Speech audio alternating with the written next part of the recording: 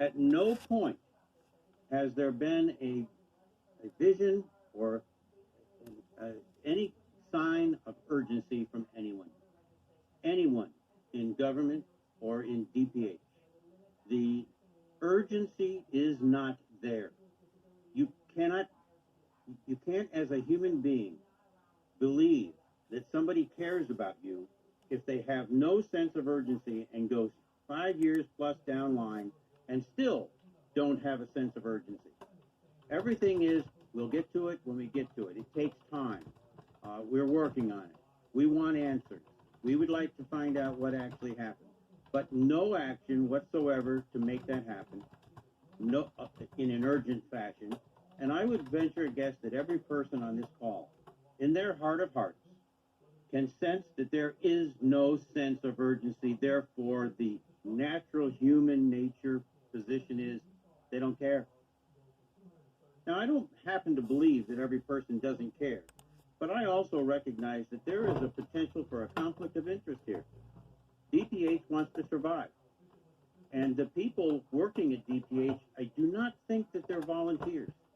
So you have a group of a dozen plus volunteers called the CAG who are extremely focused, very concerned, and with feelings of urgency and trying desperately to get something accomplished to support a community that has been damaged.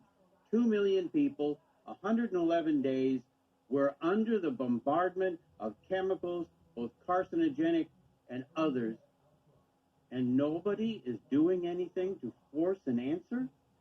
Does that make sense to anybody? Can anybody honestly say, oh, I understand? And then you have DPH with young hires, and I'm sorry to pick on them, but young hires who mean well, monitoring a study of this importance? If it was me, my business, I would hire the very finest people I can find to follow this through and plan this out and know what's going on and make sure that it happens. And I don't see any of that. Thank you. So,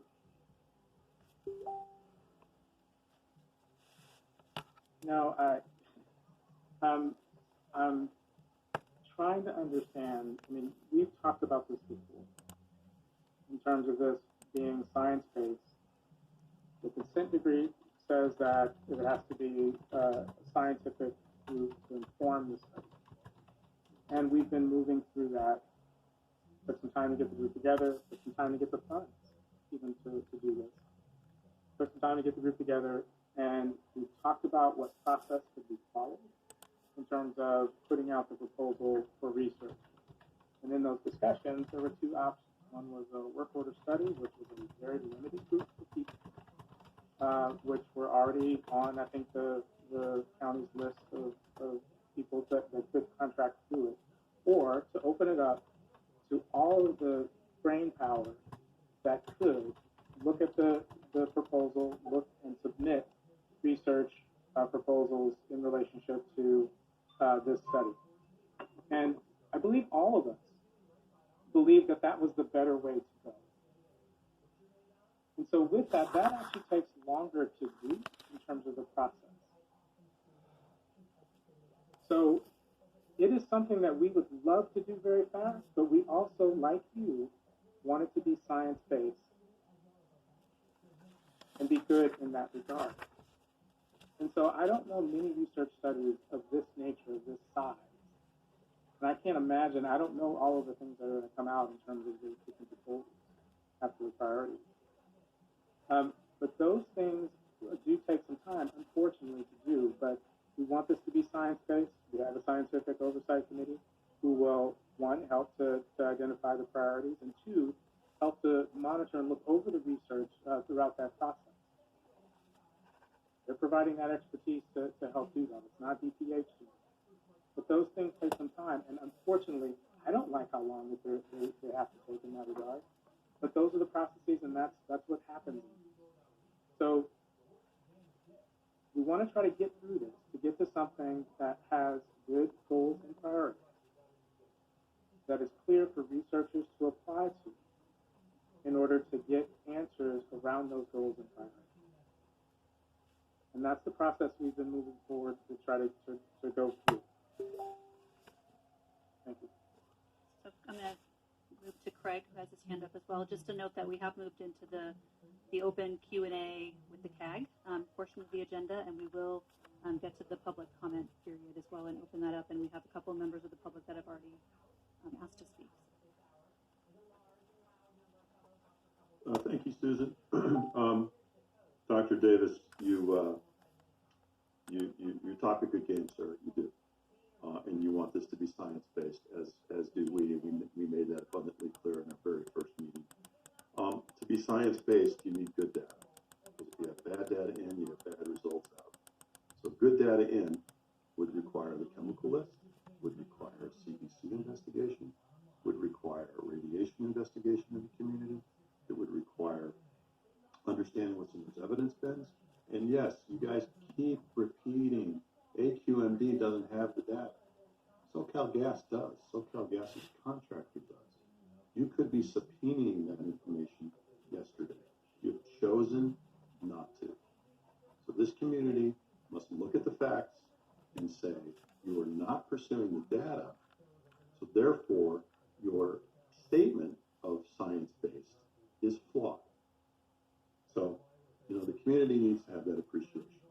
Going back to Chris's comments, Chris, I beg to differ. You said it at least twice that the SOC has met with the community. They have not. They have not spoken to anyone in the community. You did say that twice. Maybe what you really meant was they had a presentation from the CAG.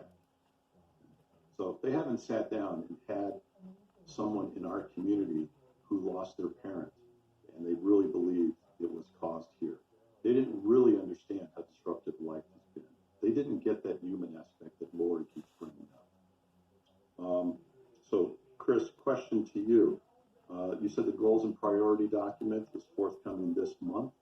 The CAG has asked no less than 3 times to have a pre-meeting with the SOC so that we may understand how they came about their goals and priorities. Will that meeting happen? This will be the 4th request. So I'm going to defer to Dr. Davis to respond, to start the response on that. Oh, I thought Chris was in charge of that. That's not what's happening. Chris, that's not a Chris decision. Incorrectly, junior staff are not in charge of all of this.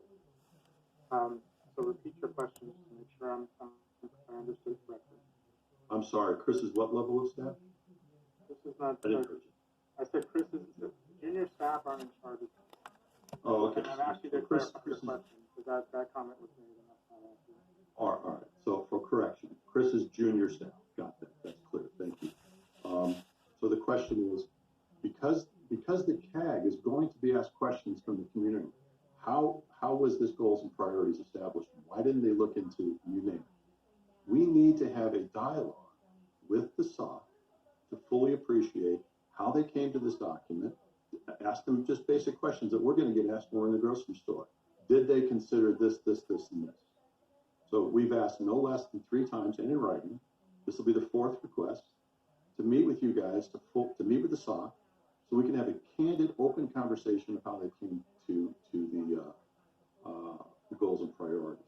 Because I would love to hear, and I'm sorry, I'm going to extend this one last thing. I would love to hear from our SOC members on the call. Lori asked this, do they have all the proper information, and have they had the appropriate discussion amongst themselves? These are some of the best of the best. Have they explored these things thoroughly to produce a good document? So please tell us if we're going to have that meeting, Dr. Davis. One of the things I will say, just in response to what you just said on that last part, is again, there's more discussions that they have to have. They have not come up with the solution. So there's still more to come in terms of one of the questions to ask is, do they also have enough information to come up with goals and priorities? That's another way to think of that question. In terms of meeting with them, I think we've set out sort of how things would move forward. Chris, I don't know if within that schedule we had put another meeting in there or a meeting in there with the CAG before this process started, or before this process starts in terms of those questions for the goals and priorities. I don't remember off the top of my head. My apologies. No problem. Are you passing it over to me? Yeah. Okay, yeah. So we establish a process to collect community feedback, and that is through the public comment period, which will be a month long. And we will touch base with the Scientific Oversight Committee about whether we'll be having a meeting to also discuss and solicit feedback, in addition to the process that we've already laid out for community members to provide input on it.